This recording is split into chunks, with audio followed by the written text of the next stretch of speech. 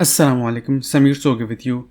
According to me, Motion Eye is the best software if you want to integrate all your cameras together in one place and do motion detection on the feeds. I have a couple of cameras based on Arduino and Raspberry Pi which have pan tilt functionality. I wanted to be able to control it with the Motion Eye web interface, but there is not much documentation in this regard except that it supports buttons on the camera feed which you can customize. So these are the buttons: lock, unlock, light on, light off, up, right, down, left, which you can have on your camera and with which you can make the camera do certain things. Based on a helpful forum post, I had been able to implement this feature. There are two things that are required to configure it. First thing is you have to know the camera number. So in my case, this is camera 2, this is camera 3, this is camera 4. This information will be required when you configure the buttons. The second thing is you will require the URL with which you control the actual pan tilt feature of the camera. I'll give you an example of what these URLs look like. So this is for the Arduino camera, is the IP address of the Arduino/tilt, and this is the angle. Similarly for pan with the angle. And this is for the Pimeroni pan tilt hat.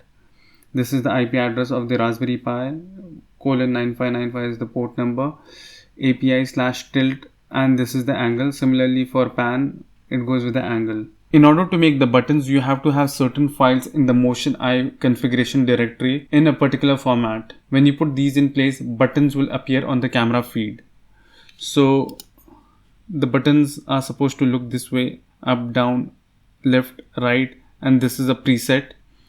So let's head to the SSH of the Motion Eye.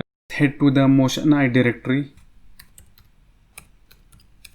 Mine is here, and most likely yours will also be here, except in the case of Motion Eye OS, maybe it could be at a different location.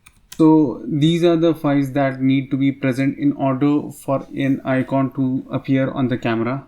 So what down 2 will do is, when you make this file, even though empty, when you make this file, a down button will appear on camera number 2, a left button will appear on camera number 2, a right button will appear on camera number 3. It goes like that. Make sure that when you make these files, you make them executable. Let's check the configuration of one such file.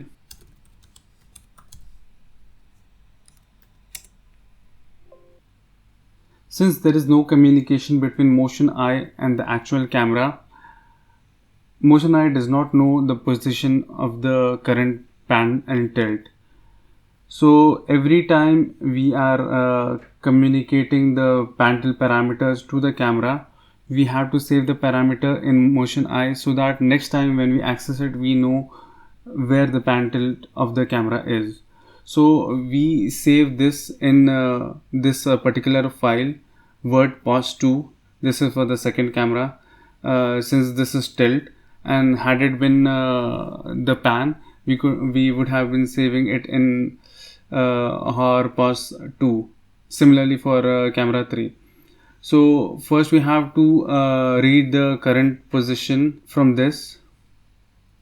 So since we are clicking on down, the steps will be the current position plus 15, because for me incremental angle is in the downward direction. So the maximum angle which these servo motors can take is 0 to 180.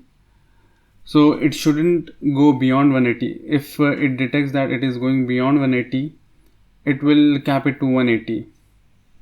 As I said, my cameras are controlled via URL. So we will call this particular URL, which is the IP address of the Arduino, with tilt, and it will pull this variable from here.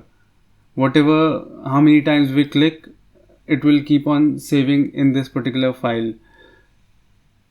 So when this URL is called, the actual Arduino camera will move. Similarly, if we take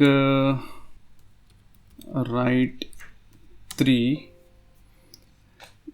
we are supposed to read the pan position from this particular file HORS-POS3, and after we have read, since we are saying the camera to move right, in my case it is in the 0 direction of the angle.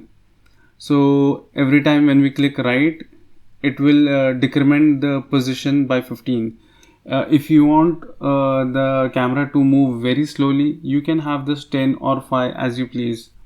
And since the servo motor only supports from 0 to 180, we have to check that if it is going into negative value, we have to cap it to 0. So this is the Pimoroni pan tilt hat, and this is the URL with the IP address of the Raspberry Pi API pan, and whatever value which is coming from this calculation and which is based on the value in the file, the camera pan angle will be moved, and after that is done, it has to save it back to the particular file. If you want to click again and again, and that file value will be used. I'll share the files in the video description. Hope this has been informative for you. Thanks for watching, and do subscribe.